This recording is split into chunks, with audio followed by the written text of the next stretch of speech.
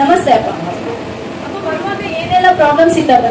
ನನಗೆ ಈ ಡಿಟರ್ಜೆಂಟ್ ಸೋಪಿಂದ ಕೈಯೆಲ್ಲ ಅಲರ್ಜಿ ಆಗಿ ಎಲ್ಲ ಸಿಪ್ಪೆಲ್ಲ ಹೋಗ್ತಾ ಇತ್ತು.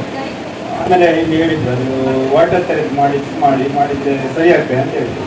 ಅದರಿಂದಾಗಿ ಈಗ ಕೈಯೆಲ್ಲ ನನಗೆ ಇದಾಗಿದೆ, ಕ್ಲೀನ್ ಆಗಿದೆ. ಮತ್ತೆ ನನಗೆ ತಲೆಯಲ್ಲಿ ಕೂದಲು ಊದುವುದು ಇದು ಇತ್ತು ಸಮಸ್ಯೆ ಇತ್ತು. ಅದಕ್ಕೆ ಥೆರಪಿ ನೀವು ತಲೆಗೆಲ್ಲ ಸ್ಪ್ರೇ ಎಲ್ಲ ಡೈಲಿ ಮಾಡ್ತಿದ್ದೀರಲ್ಲ, ಅದರಿಂದಾಗಿ ನನಗೆ ಮನೆಯಲ್ಲಿ ಹೇಳಿದ್ರು ಕೂದಲು ಬರ್ತಾ ಇದೆ, ಇಲ್ಲಿ ಕೂದಲೆಲ್ಲ ಬರ್ತಾ ಇದೆ ಅಂತ. ಅಂದ್ರೆ ಅವ್ರು ಹೇಳ್ತಾ ಇದ್ದಾರೆ ನನಗೆ ಕೂದಲು ಉದುರುವಂತ ಸಮಸ್ಯೆ ಇತ್ತು, ಈಗ ವಾಟರ್ ಥೆರಪಿಗೆ ಸ್ಪ್ರೇ ಮಾಡ್ತೇವಲ್ಲ ಅದರಿಂದಾಗಿ ಆ ಉದುರಿದ ಜಾಗದಲ್ಲಿ ಮತ್ತೆ ಹೊಸ ಕೂದಲು ಬರ್ತಾ ಇದೆ. ಅದು ಕೂಡ ಬಿಳಿ ಅಲ್ಲ, ಕಪ್ಪು ಕೂದಲು ಬರ್ತಾ ಇದೆ. ಅಷ್ಟು ಚೇಂಜಸ್ ಅಪ್ಪನಿಗೆ ವಾಟರ್ ಥೆರಪಿಯಲ್ಲಿ ಬರ್ತಾ ಇದೆ. ಮತ್ತೆ ಏನ್ ಚೇಂಜಸ್ ಬಂದಿದೆ ಬನ್ನಿ?